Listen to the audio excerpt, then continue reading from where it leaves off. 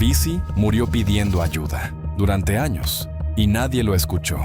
No es una historia sobre un DJ famoso que se suicidó. Es una historia sobre cómo el sistema que lo hizo una leyenda lo destruyó de adentro hacia afuera. Y cuando descubras exactamente cuándo empezó a pedir ayuda, no vas a poder dejar de sentir que pudimos haberlo salvado. Existe una versión de Avicii que el mundo conoce de memoria. El chico sueco de 18 años que subió una demo a un foro de internet y terminó tocando en los clubes más exclusivos del planeta. El productor que mezcló música electrónica con banjos y violines y convenció al mundo de que eso era lo más natural del universo. El DJ que llenó Coachella, que tocó en la Casa Blanca, que puso a bailar a 80,000 personas en Ultra Miami, como si el tiempo se hubiera detenido para él y solo para él. El chico que sonreía siempre. Esa versión es real. Pero es la versión que la industria necesitaba que fuera real. Porque Avicii era el producto más rentable de la música electrónica en la primera mitad de los años 2010. Sus giras generaban decenas de millones de dólares. Sus canciones acumulaban miles de millones de reproducciones. Su nombre era sinónimo de algo que la industria necesita desesperadamente vender. La idea de que la música puede hacerte feliz. De que hay un DJ en algún escenario del mundo que tiene la clave de la alegría. Y que si compras el ticket, si pones la canción, si llegas al festival, algo de esa alegría te va a tocar. Avicii era esa promesa hecha persona. Y las promesas no pueden estar cansadas. Las promesas no pueden tener ansiedad. Las promesas no pueden decir necesito parar. Pero Tim Bergling sí podía. Y lo dijo, muchas veces. En entrevistas que los medios editaron para quedarse con la parte brillante. En conversaciones con su equipo que terminaban siempre en el mismo lugar. Otro contrato, otra gira, otra fecha que no se podía cancelar porque había demasiado dinero en juego. El mundo que lo adoraba nunca quiso ver esa parte. Era más cómodo seguir bailando. Era más cómodo seguir poniendo levels a todo volumen y creer que el hombre detrás de esa canción estaba tan bien como la canción hacía sentir. Pero hay algo que los documentales de homenaje no cuentan. Esa imagen que el mundo adoraba tenía un precio, y Tim lo pagó entero, solo. Para entender lo que destruyó a Avicii, hay que entender de dónde venía, no como dato biográfico, como contexto psicológico. Estocolmo, 1989. Tim Bergling nació en una familia de clase media. Su padre era actor.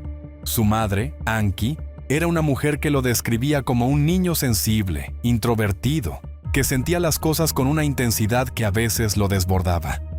No era el chico que lideraba el grupo. Era el que se quedaba en casa escuchando música cuando los demás salían. El que encontraba en los sonidos algo que las palabras no podían darle. A los 16 años descubrió los programas de producción musical. Y algo se encendió. No era solo pasión, era obsesión. La clase de obsesión que hace que un adolescente se quede despierto hasta las 4 de la mañana mezclando samples, que suba demos a foros de internet sin decirle a nadie, que construya un mundo sonoro completo dentro de su habitación, porque afuera el mundo era demasiado ruidoso, demasiado social, demasiado exigente para alguien que procesaba todo con esa intensidad. A los 18 años, uno de esos demos llegó a las manos correctas, y en cuestión de meses, Tim Bergling dejó de ser un adolescente introvertido en Estocolmo para convertirse en Avicii, el nombre de escenario que el mundo entero aprendería a pronunciar. Aquí está la primera grieta que nadie quiso ver. Tim no aprendió a ser artista. Tim aprendió a producir música en soledad, desde la introversión, desde un lugar profundamente privado. Y de repente, sin transición, sin preparación, sin nadie que le preguntara si estaba listo, ese lugar privado se convirtió en el centro de atención de millones de personas. Eso no es un ascenso, eso es un choque, y el choque fue brutal. Las primeras giras llegaron cuando tenía 19, 20 años. Fechas en ciudades que no conocía, hoteles que se parecían todos, aviones que se encadenaban uno tras otro. Y en cada destino, la misma exigencia, ser Avicii, ser la energía, ser la fiesta, ser lo que 10,000 personas habían pagado para ver. Para un chico introvertido que procesaba el mundo con esa sensibilidad, esa exigencia era agotadora de una manera que no tenía palabras. Y cuando no tienes palabras para algo, buscas otra salida. El alcohol llegó temprano, no como vicio, sino como herramienta, como la única forma que Tim encontró de bajar la guardia lo suficiente para subir a un escenario, para hablar con desconocidos, para ser Avicii cuando por dentro solo quería ser Tim. Eso es lo que nadie contó en ese momento. Los medios veían a un DJ joven que bebía en los festivales y lo llamaban Rockstar Lifestyle. La industria veía a un artista que necesitaba un poco de manejo y seguía firmando contratos. El público veía las fotos de Instagram y veía a alguien que parecía estar viviendo el mejor momento de su vida. Nadie veía al chico de 20 años que estaba usando el alcohol para sobrevivir a su propia carrera. En 2012, con apenas 22 años, Tim fue hospitalizado por pancreatitis aguda, una condición directamente relacionada con el consumo excesivo de alcohol. Su cuerpo, literalmente, estaba colapsando. Y aquí es donde la narrativa oficial siempre comete el mismo error. Siempre presenta ese momento como un susto, como un llamado de atención que el artista ignoró por irresponsabilidad. Como si Tim hubiera elegido destruirse porque era impulsivo, porque no medía las consecuencias. Pero eso no es lo que pasó. Lo que pasó es que un chico de 22 años, con el cuerpo en llamas y la mente agotada de sostener una imagen que no había pedido, salió del hospital y encontró exactamente lo mismo que lo había llevado ahí. Otro contrato, otra gira, otra fecha que no se podía cancelar. Porque Avicii seguía siendo el producto más rentable de la industria. Y los productos no se toman descansos. Esa fue la primera grieta real. No el alcohol en sí, sino el sistema que lo hizo necesario. Un sistema que sabía lo que estaba pasando, que tenía acceso a los informes médicos, a las conversaciones privadas, a las señales que Tim enviaba constantemente, y que eligió una y otra vez el contrato sobre el ser humano. Nueva York, Madison Square Garden. Avicii tiene 23 años y está tocando en uno de los recintos más icónicos del mundo. La sala está llena, 20,000 personas. Las luces explotan en sincronía con cada drop. La energía es de otro planeta. En ese momento, en ese escenario exacto, Avicii es el DJ más importante del mundo. No es una opinión. Es el consenso de la industria, de las revistas, de los rankings que ese año lo ponen en el número 1 de la lista de DJs mejor pagados del planeta. 28 millones de dólares en un solo año. 28 millones de dólares. Y en ese mismo año, Tim Bergling le dijo a su equipo que necesitaba parar, que el ritmo era insostenible, que su cuerpo no aguantaba, que necesitaba tiempo para ser una persona antes de seguir siendo un producto. La respuesta fue: hay 200 fechas más en el calendario. Eso no es una anécdota. Eso es el centro de esta historia. Porque el hombre que llenaba Madison Square Garden, el hombre que generaba 28 millones de dólares al año, el hombre cuya música hacía sentir a millones de personas que todo estaba bien en el mundo, ese hombre estaba pidiendo ayuda. Y el sistema que lo rodeaba, el sistema que se beneficiaba de cada ticket vendido, de cada contrato firmado, de cada canción que acumulaba millones de reproducciones, ese sistema eligió no escuchar, porque escuchar habría costado dinero, y el dinero siempre ganó. 2014 fue el año en que la grieta se hizo pública. Tim Bergling tenía 24 años y su cuerpo ya no podía más. La pancreatitis había vuelto, esta vez más grave. Los médicos fueron directos. Si seguía con ese ritmo de vida, las consecuencias serían irreversibles. Le extirparon la vesícula biliar y el apéndice. Estuvo semanas fuera de circulación. Y cuando salió del hospital, hizo algo que la industria no esperaba. Habló. En una entrevista con el Hollywood Reporter, Tim dijo algo que en ese momento pasó casi desapercibido, pero que hoy, leído con el conocimiento de lo que vino después, resulta imposible de ignorar. No me gusta el estilo de vida de DJ. No me gusta viajar. No me gusta estar en clubes hasta las 4 de la mañana. Eso no soy yo. No soy yo. 3 palabras.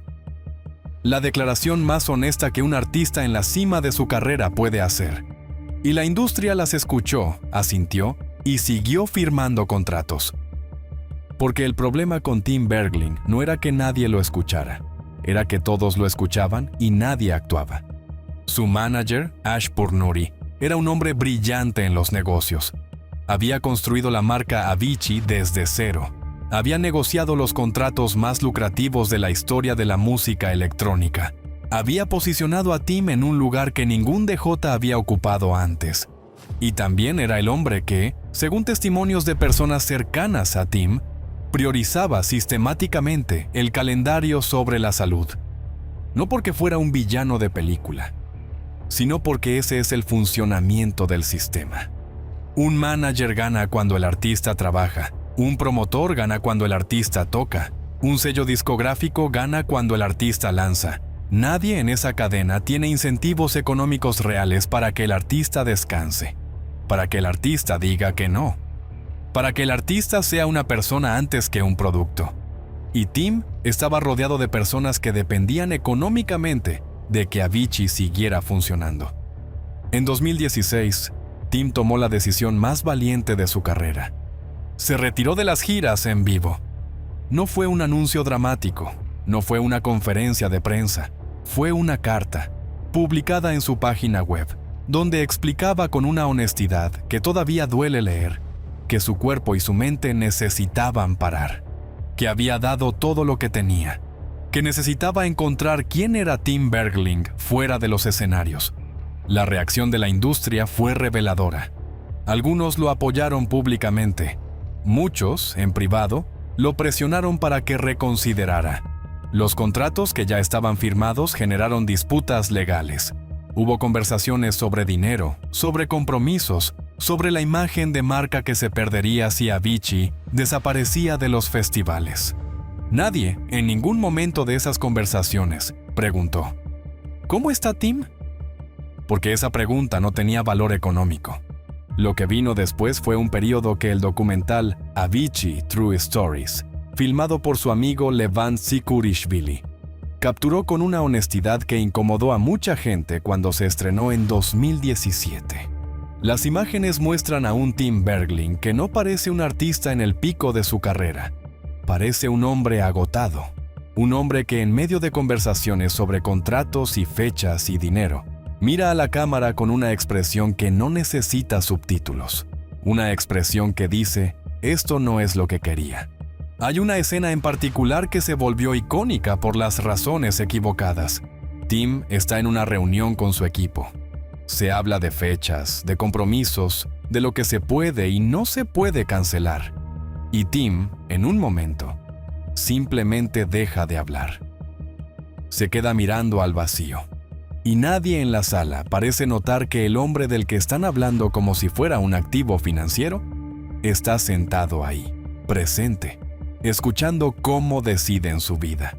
Ese documental fue incómodo porque mostró algo que la industria prefería mantener invisible: que el sistema que produce estrellas también las consume, que el mismo mecanismo que convierte a un adolescente introvertido de Estocolmo en el DJ más famoso del mundo es el mismo mecanismo que no sabe o no quiere saber cuándo parar. Después del retiro de las giras, Tim intentó encontrar un equilibrio.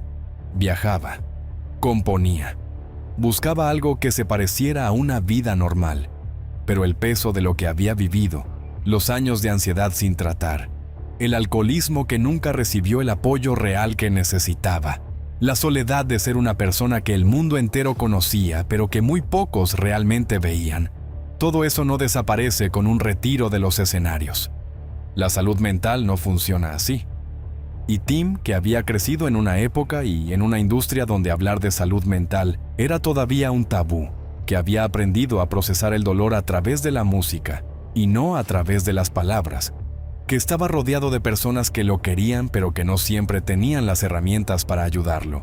Tim siguió cargando con todo eso, solo. Detente un momento y piensa en esto con frialdad.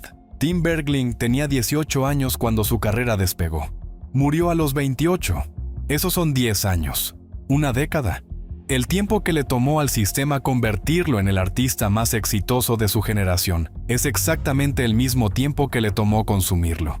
10 años en los que cada vez que su cuerpo decía que no, alguien firmaba otro contrato. 10 años en los que cada vez que pedía espacio, el calendario se llenaba de fechas. 10 años en los que la única forma que encontró de sobrevivir a su propia carrera fue el alcohol. Y nadie en su entorno inmediato tuvo el poder o la voluntad de interrumpir eso de manera real y sostenida. ¿Cuántas personas sabían que Tim estaba mal? La respuesta es muchas. Su familia lo sabía, sus amigos más cercanos lo sabían, partes de su equipo lo sabían, los médicos que lo operaron 2 veces lo sabían, el director que filmó el documental lo sabía y lo mostró en pantalla. Y aún así, el sistema siguió funcionando, porque el sistema no está diseñado para proteger a las personas, está diseñado para producir resultados. Y mientras Avicii producía resultados, el sistema no tenía incentivos para cambiar. Y la pregunta más incómoda de todas, la que casi nadie se hace: ¿cuántos de nosotros, como audiencia, como fans, como consumidores de su música durante años, fuimos parte de ese sistema sin saberlo? Cada vez que pedíamos más canciones, más festivales, más Avicii, éramos parte de la demanda que el sistema usaba para justificar la oferta. Esa es la verdad que nadie quiere contar, porque implica mirarse al espejo. Hay algo que el documental Avicii: True Stories mostró y que la industria nunca procesó del todo. Tim Bergling, en sus últimos años activos, no era el Avicii que el mundo veía en los escenarios. Era un hombre que buscaba desesperadamente algo que la fama no podía darle: quietud, normalidad, el derecho a ser una persona sin que eso tuviera un precio de mercado. Después de su retiro de las giras en 2016, Tim pasó tiempo en lugares que no eran escenarios. En Ibiza, donde había vivido parte de sus años más intensos, pero ahora de otra manera. En viajes que no eran giras. En conversaciones que no eran entrevistas. Y en ese tiempo también siguió componiendo. Porque la música nunca fue el problema. La música era lo único que siempre había sido suyo, lo que lo había salvado de adolescente en Estocolmo, lo que le daba sentido cuando todo lo demás era ruido. El problema era lo que la industria había construido alrededor de la música. En 2017, Tim lanzó un EP llamado Avicii 01. Era diferente a todo lo que había hecho antes, más personal, más crudo. Canciones que hablaban de cosas reales, de dolor real, de búsqueda real. La industria lo recibió con respeto, pero sin el entusiasmo de los años de Levels y Wake Me Up, porque el mercado quería al Avicii de los festivales, no al Tim Bergling que intentaba decir algo verdadero. Esa distancia entre lo que el mercado quería y lo que Tim necesitaba expresar es una de las grietas más dolorosas de esta historia. Y mientras eso pasaba, la salud mental de Tim seguía siendo un tema que su entorno manejaba con la misma lógica que había manejado todo lo demás. Con buenas intenciones y sin las herramientas correctas. Hubo intentos de ayuda, hubo conversaciones, hubo momentos en que las personas que lo querían intentaron estar presentes de maneras reales. Pero la salud mental no se resuelve con buenas intenciones. Se resuelve con tratamiento sostenido, con tiempo, con un entorno que entiende la profundidad del problema. Y Tim, que había pasado una década entera en un sistema que no estaba diseñado para cuidarlo, que había aprendido a funcionar a pesar del dolor en lugar de a través de él, que cargaba con años de ansiedad y alcoholismo sin el soporte real que eso requería, llegó a Omán en abril de 2018, en un estado que las personas más cercanas a él describieron después como de profundo agotamiento emocional. El 20 de abril de 2018, Tim Bergling murió. Tenía 28 años. La causa fue suicidio.